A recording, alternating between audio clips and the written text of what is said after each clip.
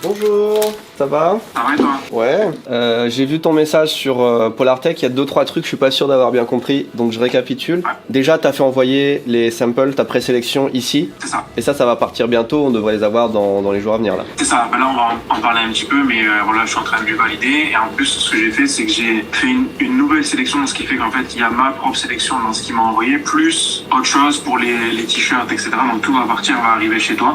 Ok, deuxième chose, pour le proto, ils ont dit qu'ils pouvaient envoyer 5 mètres de tissu pour faire par exemple un hoodie, et ça arrive en 8 semaines à l'atelier. Ça va arriver plus rapidement, parce Ok. que ça, ils l'ont en stock, donc en fait, ils vont l'envoyer à l'atelier. Ce qui va arriver en 8 semaines, en fait, c'est notre commande. Ok, c'est ça que je voulais savoir. Si nous on veut Ah, c'est notre commande ou c'est la couleur? C'est ça que je sais pas. Il y a plusieurs choses qui vont être faites en parallèle. La première chose, c'est que une fois qu'on a fait notre sélection, tu as reçu les samples et que tu as choisi avec moi ce qu'on utilise pour le hoodie. Là, moi, je lui dis envoyer 5 mètres à l'usine pour commencer en avance à faire le sample de l'usine. Dans le même temps, le contrat de licensing démarre et au moment où on signe le contrat, entre ce moment-là et où on reçoit nos tissus pour la commande, la vraie commande à l'usine, c'est 8 semaines. Sachant que dans ces 8 semaines, ils vont créer le tissu pour nous sur mesure. Ils vont créer la couleur qu'on a décidé. On veut littéralement faire le tissu, fabriquer le tissu pour nous. Donc en 8 semaines ils font le tissu, on peut faire la couleur qu'on veut, etc. Il n'y a pas de limite. Par contre ça veut dire qu'on doit prévoir les quantités à l'avance. C'est ça. Et si on veut refaire le tissu, est-ce que ça reprend 8 semaines à chaque fois ou est-ce que vu qu'ils ont déjà la couleur ça va plus vite? Ça va être 8 semaines à peu près. Ok.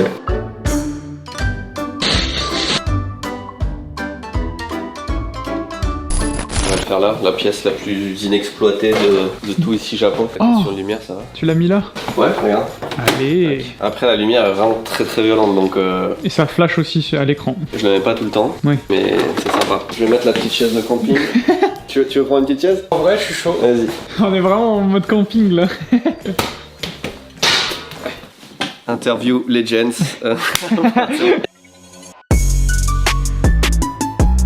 Eh ben bienvenue, je vais te reprendre le clap. On a une marque de vêtements qui s'appelle Tous Imparfaits, pour le moment en tout cas. Mais pour autant, on aspire à faire les vêtements les plus parfaits possibles. Ça n'existe pas de faire le vêtement parfait. On va dire que c'est un petit peu la quête ultime quand t'as une marque de vêtements. Mais on essaie toujours de faire le mieux possible. Et on a une gamme de vêtements qu'on aimerait bien développer. On vous en parle depuis déjà plusieurs mois sous le nom de code Latitude 0. Et aujourd'hui, il est temps de faire le premier point d'étape de cette aventure parce que il s'est passé des trucs cette semaine, ces derniers jours, qui fait qu'on peut enfin vous en parler. Jusque-là, on était vraiment pas sûr que ça se fasse ou que ça se fasse comme on voulait. Je vais vous parler des défis aussi. Latitude 0, déjà, ça s'appellera pas Latitude 0. Hein. C'est un nom de code. On veut pas d'embrouille avec Mike Horn. On l'aime beaucoup. C'est le premier truc qui nous est venu en tête, mais évidemment, c'est trop rattaché à sa personne, à son aventure. On a même déposé un autre nom et tout déjà. Mais qu'est-ce qu'on veut faire? L'idée, c'est de développer une gamme de vêtements outdoor. Honnêtement, je vous le dis tout de suite, c'est basé sur mon expérience du voyage. En fait, une gamme de vêtements qui, je pense, n'existe pas vraiment. C'est-à-dire des vêtements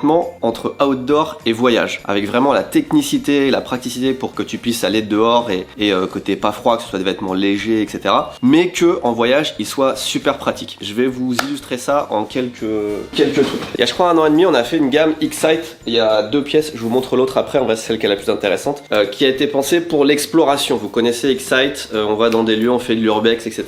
Et du coup on a fait des vêtements un peu adaptés où moi je les voulais un petit peu plus longs pour bien se protéger, pour pouvoir s'asseoir et qu'on se mouille pas. Les manches sont extrêmement serrées, alors c'est pas forcément très pratique à mettre, etc. Mais tu sais que voilà, t'es bien moulé, tu t'accroches nulle part. T'as des fermetures en métal qui sont super solides. Évidemment, t'as des couleurs super discrètes parce que quand tu t'infiltres dans un endroit où t'as pas forcément le droit d'aller, vaut mieux que tu sois habillé en noir qu'en jaune ou en rose. Donc tout avait été pensé pour ça. On a la petite poche pratique pour mettre une petite carte SD, un truc comme ça. Et let's go, c'est parti. Donc on a fait ce vêtement là et on en a fait un autre. Le deuxième, c'est une version zippée, alors basée sur la même coupe, un peu longue, un peu serrée, toujours fermeture métal. Et celui-là, il a plus été pensé pour le voyage. Oh putain, j'ai pas pris mon passeport, j'ai laissé en haut. Ici, on a une poche vraiment spéciale pour mettre des documents, genre le passeport à l'aéroport. Celui-là, c'est un des hoodies que j'ai le plus porté. On le voit quasiment pas en vidéo, mais à chaque fois que je prends l'avion ou le train, et Dieu sait que je me déplace beaucoup, je mets ça. Parce que poche pratique, parce que zip, où je peux mettre mes AirPods et je vais pas les faire tomber, et parce que, et c'est ça c'est un truc que j'adore, t'es dans l'avion, tu te mets comme ça là. Tac. Franchement, t'es isolé du reste du monde. Tu fermes comme ça. T'es dans l'avion. Tu mets tes AirPods, tu te mets comme ça dans l'avion, tu dors. C'est incroyable. Ça, c'est des features que j'adore sur ce vêtement. Et du coup, je voyage quasiment que avec ça. En toute saison, parce qu'en été, tu sais, de mettre la clim à balle dans les avions. Donc ça, c'est des vêtements que j'apprécie beaucoup, mais qui sont trop niche. Par exemple, tu vois, le fait que les manches soient super serrées, etc.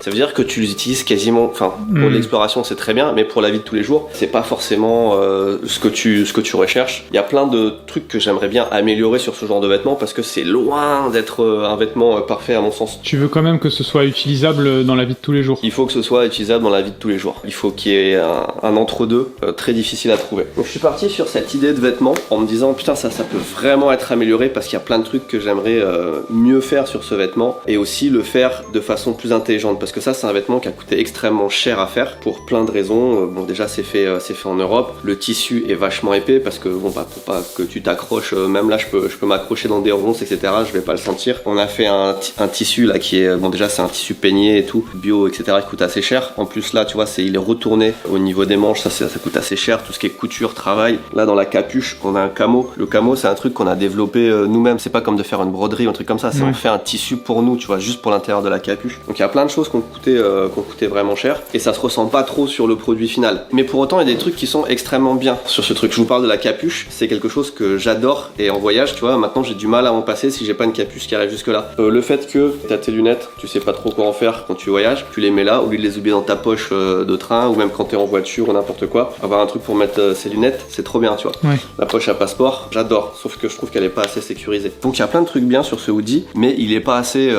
Déjà, je trouve qu'il est pas assez beau esthétiquement et il va pas convenir à monsieur tout le monde. C'est vraiment extrême quoi. On pourrait aller plus loin. On peut aller beaucoup plus loin sur tous les domaines. Donc c'est là-dessus qu'on travaille en prenant ça comme base, mais il faut se dire que c'est un peu la V, hein, comme l'armure de Iron Man dans Iron Man de 2008 quand il sort de sa grotte. Et le but c'est d'arriver à l'armure de au moins fin de Iron Man 1, voire Iron Man 2, 3, voilà, de faire le truc ultime. Donc ça c'est le truc de départ, brut. Léo. Comme vous le savez, on a du moins un pôle artisanat. Et là, on cherche à travailler avec un coutelier. Donc on l'a déjà contacté, on a fait l'école et là, il nous a envoyé plein de photos de ce qu'il pouvait faire. Donc on a des exemples à vous montrer. Vraiment, j'ai l'impression. Pardon. Tes souhaits. J'ai l'impression vraiment, on construit un village de l'an 1800 gros, où il y a le forgeron, il y a le Tous les corps de potier. métier de l'époque. Là on est encore en train de chercher, je vous l'avoue, un gladiateur pour aller bien avec Un le alchimiste. forgeron. Un alchimiste, une sorcière. Très rare à trouver. Là on en est à l'étape 2, c'est-à-dire que l'étape 1 ça a été de... Bon c'est une personne qui nous a contacté suite aux appels qu'on avait fait. Il y a eu tout le process de validation sur le produit, sur la personne que Léo a fait ces dernières semaines. Et là on va choisir les échantillons qui va nous expédier directement au Japon pour voir sur quelle base de travail on part pour faire des couteaux tous imparfaits. Sachant que c'est des couteaux qui sont faits à la main, ils seront tous différents et il a une base de travail qui a l'air assez grande. Donc il y a aussi des questions qui se posent, c'est est-ce qu'on en fait un seul modèle, plusieurs, parce qu'on va pas pouvoir faire des grandes quantités à chaque fois non plus. Mais d'ailleurs sur ça le gars m'a dit que vu qu'il est fait lui-même, il va pas pouvoir en faire des centaines par mois. Bah oui. Donc c'est peu d'unités et en général chaque modèle varie un peu comme les mugs parce que forcément il fait tout à la main. Et... Regardons ce qu'on a. Oh oui, franchement, il est stylé. C'est couteau genre de cuisine. Il y a plusieurs types de couteaux, je pense. Là, on dirait des couteaux de cuisine, mais qui peut couper la tête de quelqu'un dans la forêt s'il faut. J'ai l'impression que c'est un peu un mix des deux. Donc là, on va essayer d'en sélectionner quelques-uns que nous on aime bien. Si vous en voyez vous aussi que vous aimez bien, n'hésitez pas à le dire parce que en général, quand on travaille avec un artisan, c'est sur vraiment du long terme. Donc on essaye tout le temps de varier. Déjà, le premier qu'on voit, il est déjà pas mal. Très beau. Je trouve un peu brut quand même. Ah, j'aime bien, c'est ça que j'aime bien. Oh, non, mais voilà. Des caps en bas. Ah ouais, le décapsuleur en bas. Ça, c'est une dinguerie. Je vous dis tout de suite, ce sera pas des couteaux qui vont coûter 10 balles non plus. Hein. Vous vous rendez compte qu'il y a énormément de travail derrière. Mais non, ça, c'est une dinguerie. L'effet, je sais pas dire, mais usé un peu là sur. Ouais. C'est très beau. Celui-là, pour moi, je le mets de côté. Ouais. Ok. Celui-là est pas mal non plus. Sympa. Les manteaux japonais, j'adore. Simple et tout là. Moi, j'aime beaucoup. Tu vois, plus tu le regardes sous différents Ouais. angles. Au Philippe, classique. pour les coupes, bah, ça, classique, Ouais. l'ami, on peut Ouais, faire avec la planche. Très, très bien. Couteau de saucissonnade, ça. Après, couteau de cuisine, moi je partirais plus sur de couteaux japonais. Enfin, je connais pas la qualité des couteaux français en couteau de cuisine, j'imagine que c'est super bien, mais. Oh, il est sympa. Ah oui, sympa. Petit couteau du camp, c'est très sympa ça. Du camp. Pour le camp, bah, c'est pour tout ce qui est. Bah, si, tous quand les tu habitants de bushcraft, camp, tu- quoi. Mais non, mais pour Ouais, du camping, tout ça, non, mais c'est vrai. Non, il est pas mal. Utilitaire, il est très J'ai sympa. du mal à me rendre compte de la taille aussi, c'est pour ça que ça serait bien quand il va. Oh. Oh. Putain. Faut savoir que nous on aime bien les couteaux, tout ce qui tue les gens en général. Hein. Genre, Les les armes, couteaux, la ouais. Aurora, on est vraiment fan. Ah, ça j'aime bien aussi. La lame est noire. Ouais. C'est du Beskar, je crois. Ah oui. Putain, j'ai l'impression d'être dans du case Plus. opening sur. Sur CSGO, et de fou. Plus tu veux une lampe brillante, plus il va passer de temps dessus, parce qu'il doit rajouter du polissage et tout ça. Ouais. Ouais, ok. Il y en a beaucoup. Alors ça, le choix va être beaucoup plus dur que ça. Oh ouais, celui-là il est beau. Là, ça brille plus du coup. Ouais, celui-là il est beau, on dirait un peu un long lame comme ça, un peu en mode Rambo. Ah ouais. Putain, avec Voilà. les Ça, c'est beau. dentitions là. Alors- Ah, ça, c'est la forge. Ah, sympa. C'est dur, parce qu'ils sont vraiment tous beaux. On en valide combien on lui en prend genre 3, 4 3, ouais, des exemples de dur. bois, on va voir. Ouais, celui-là il part. Celui-là Ouais. Celui-là il part, ouais. Moi j'aimais bien celui-là, il a un style Ah, japonais. Celui-là, il est Il y en bon. avait un autre qui était un peu pareil. Celui-là, Il est trop Ouais. beau. Il est Allez, franchement, vas-y. il est trop beau. Ouais, celui-là il est magnifique, je trouve. celui-là, ça Celui-là, peut être celui sympa. je pense que ça de, peut- franchement, celui de gauche, Je je, le machin, on peut le Et en fait, changer. j'aime bien je le préférais concept. celui de gauche. Ok. Ouais, celui-là.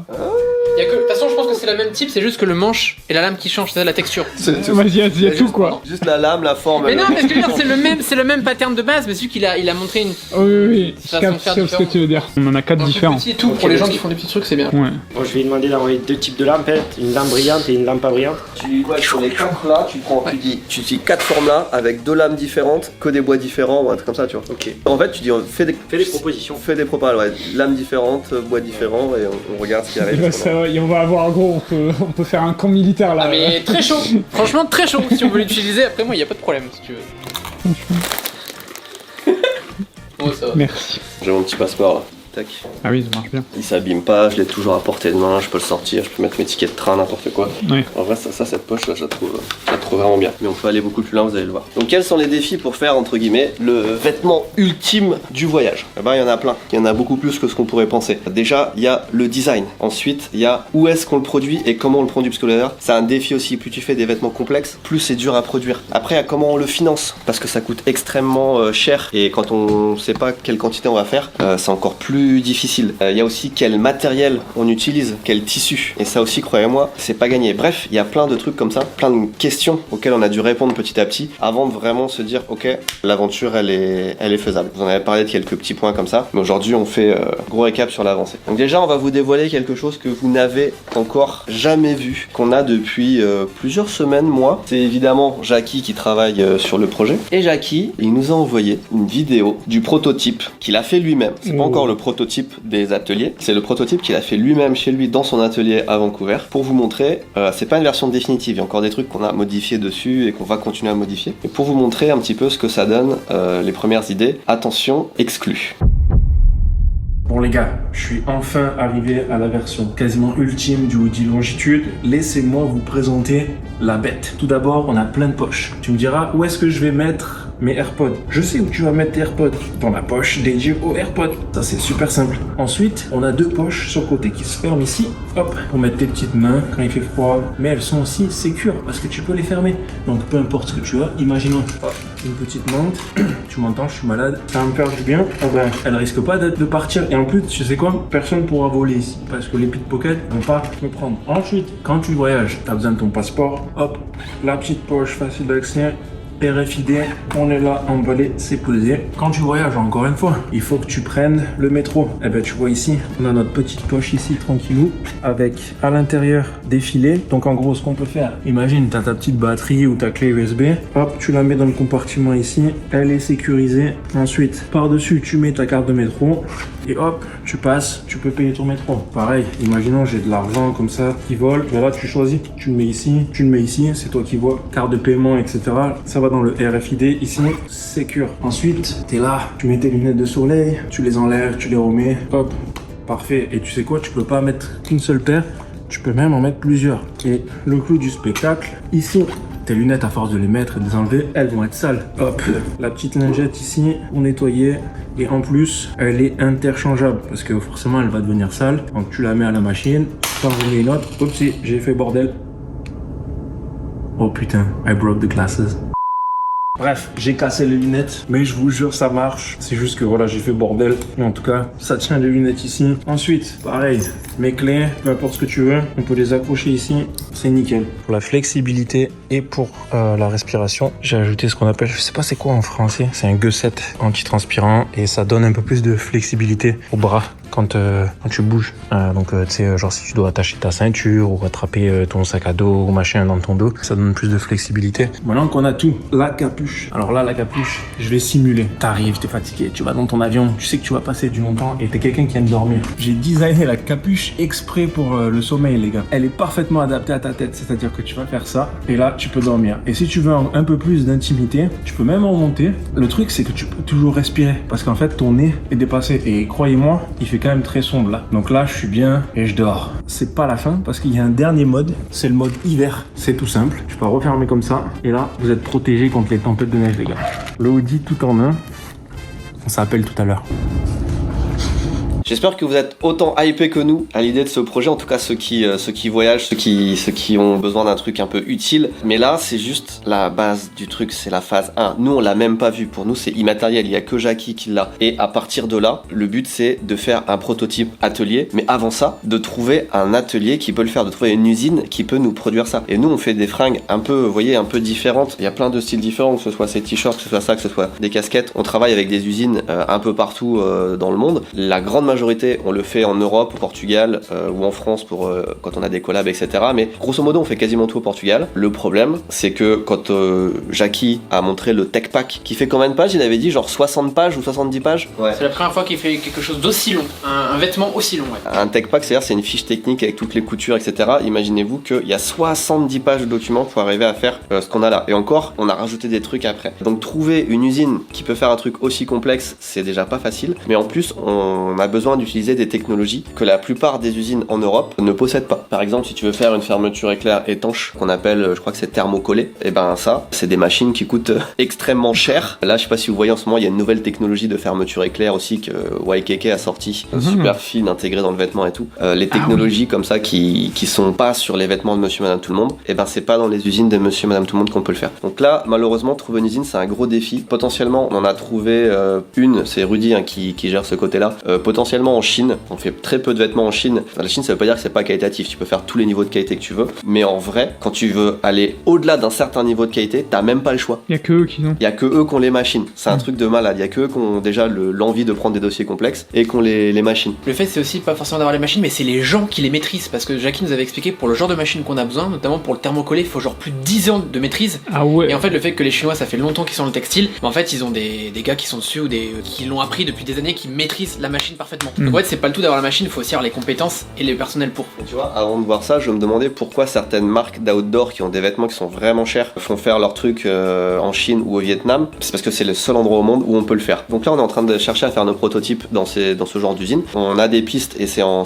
cours de discussion, donc on espère que, enfin, c'est encore quelques semaines, mais on espère avoir des prototypes dans pas si longtemps que ça. Donc ce point-là, je pense, on va réussir à le régler. Il n'y a pas de raison, mais c'est juste un point à régler. Question. Tu aimerais que ça sorte pour cette année, on est d'accord? Oui. Vers la fin de l'année? Oui. Ok. On vise la fin de l'année. Après, comme je le disais, on va faire un financement participatif pour deux raisons. Déjà, pour lancer la prod parce que ça va coûter extrêmement cher. Et deuxième chose, c'est pour sortir de la communauté. Vous le savez, hein, c'est l'ambition de faire des vêtements qui sont plus grand public. Enfin, là, c'est moins grand public, c'est plus niche, mais qui sortent de la communauté. Et j'ai envie de vraiment toucher un public de voyageurs, un public de gens qui font de l'outdoor, etc. Donc, on va essayer par le financement participatif. Donc, j'en étais où? J'en étais dans les défis. Oui. Là, on a débloqué un truc il y a quelques jours. Et c'est pour ça qu'on tourne cette vidéo maintenant. Qu'est-ce qui est le plus important dans un vêtement? Bon, pour beaucoup de gens, ça va être le design, mais dans ce genre de vêtements, ça va être l'aspect technique et en premier, le tissu. Et le tissu, nous, on n'insiste pas assez sur tout ça imparfait, mais le tissu qu'on utilise sur tous nos vêtements, il est vraiment top tier. Genre, c'est vraiment du tissu qui a tous les labels organiques, vegan,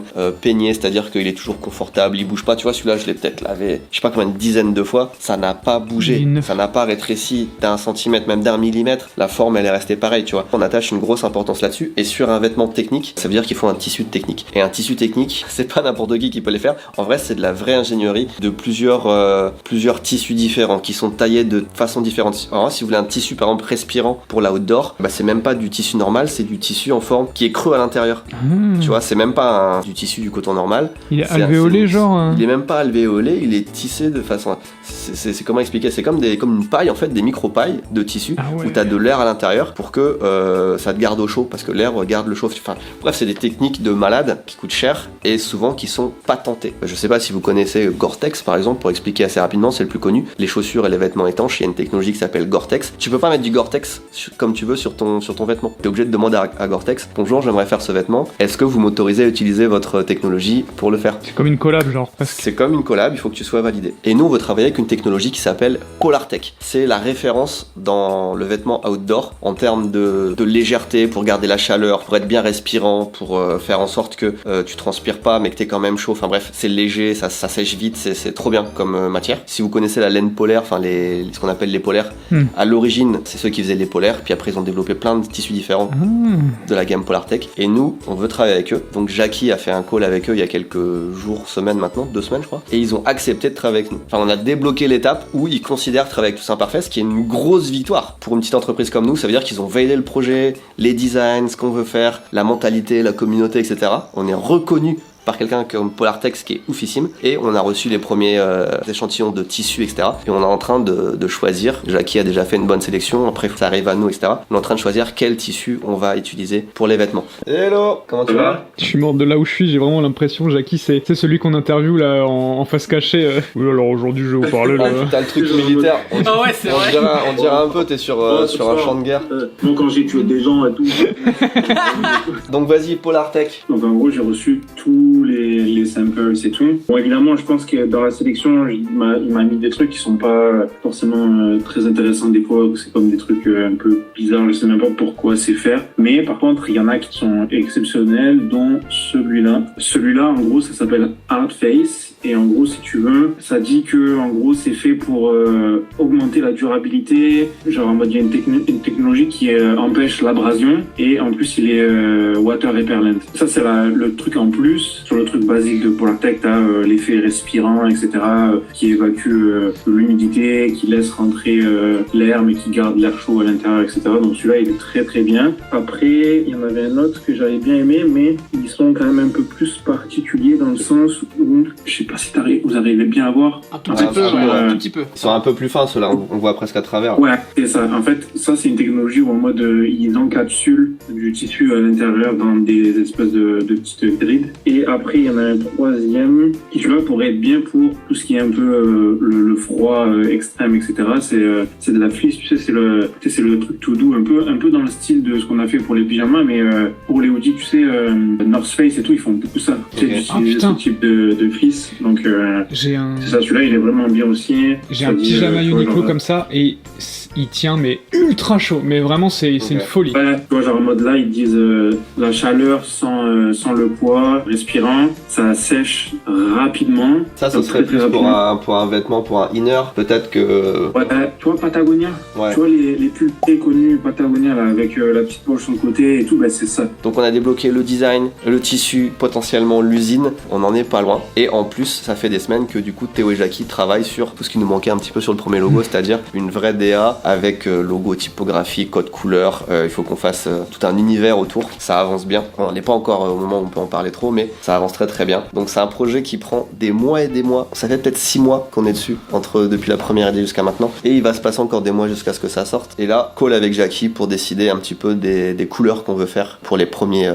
designs. Donc en gros là, ce que j'ai essayé de faire, c'était d'avoir du coup le noir, et après j'ai récupéré les couleurs qui sont dans la palette de couleurs que Théo il m'a envoyé, et j'ai essayé de faire un truc un peu, tu vois, un peu qui se démarque avec un peu de color blocking et tout, mais tout est ajustable. Donc ça veut dire que si on veut le devant en vert, puis après les manches en noir, etc., c'est possible aussi. Là, je suis allé un peu au plus simple. Je pense que oui, c'est un peu les couleurs qu'on avait définies pour le lancer. Le noir, pour moi, je pense qu'il faudrait qu'il soit full noir. Déjà, il me rappelle trop ce qu'on a fait sur Excite. Il n'y a pas assez de différenciation, et comme c'est un produit qui est globalement, qui est quand même totalement même différent, il faut pas que ce soit le même. Surtout qu'en plus, on a vu que les couleurs là, alors il est cher et tout, et c'est pas le même truc, mais il a pas marché de fou, surtout le crewneck.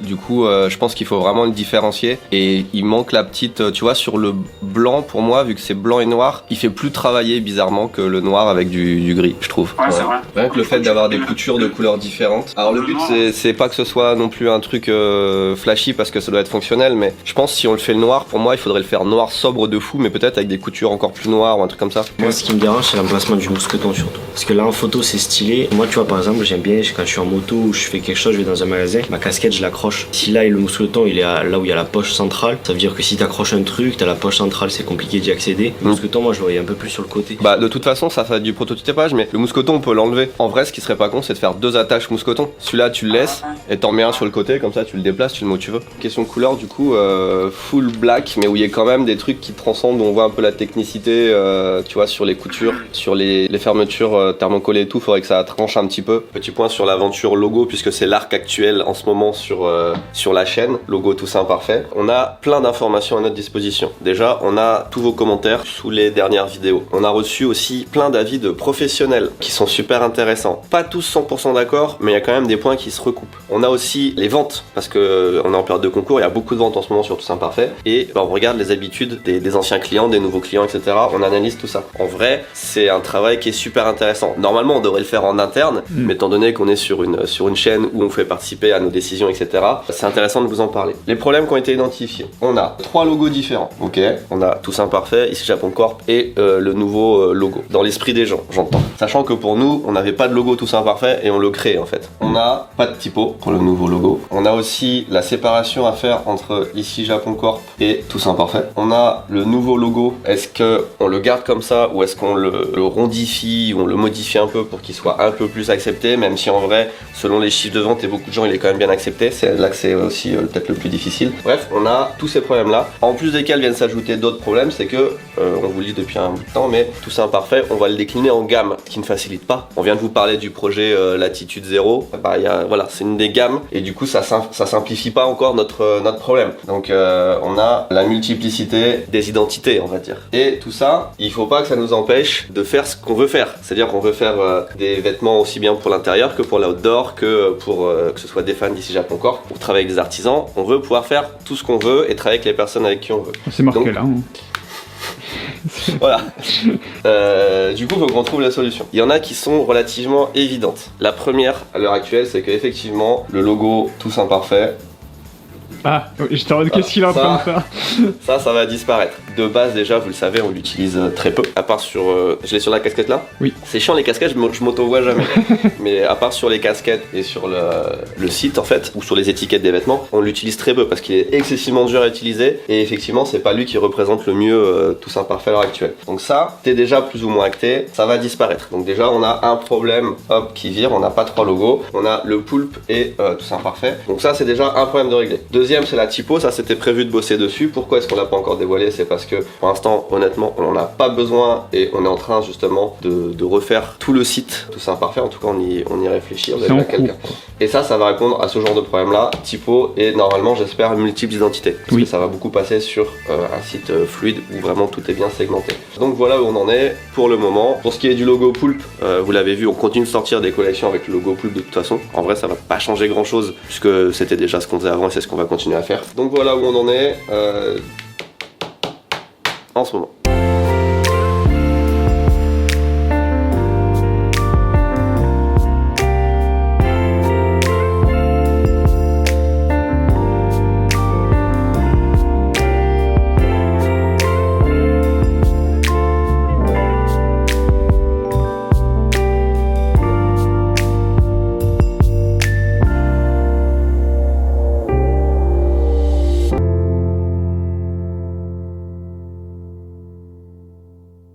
La typo Tous Imparfaits, l'ancienne, j'arrive même pas à l'effacer. C'est genre qu'elle s'accroche même là-dessus, tu vois. Elle part. Tu vois là, elle part bien là. Oui. Mais la typo, elle reste un peu. C'est vrai, faut y aller plus fort. Faut y aller à l'alcool, je pense, sur la typo. Oh, il n'y en a plus. Putain, non, c'est l'autre. On y a vraiment pas que. Ah putain, regarde, il y a plus de. Merde, on peut pas.